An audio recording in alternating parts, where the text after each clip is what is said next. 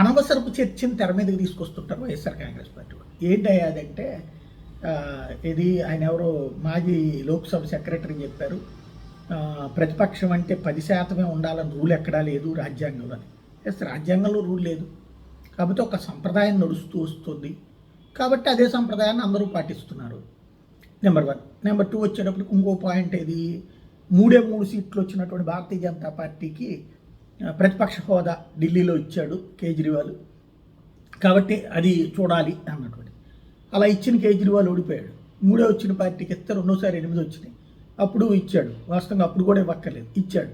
ఈ దఫా ఓడిపోయాడు. కాబట్టి చూస్తా ఎవడన్నా ప్రతిపక్ష హోదా ఇస్తాడా?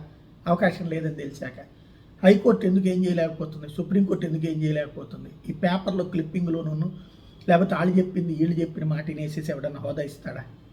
బేసిక్గా స్పీకర్ ఇవ్వాలంటే చంద్రబాబు గారు అనుకోవాలా, తెలుగుదేశం వాళ్ళు అనుకోవాలి. తెలుగుదేశం వాళ్ళు ఎవరిని అనుకుంటారా, జనసేన ఎవరిని అనుకుంటారా? ప్రాక్టికల్గా ఆలోచిస్తే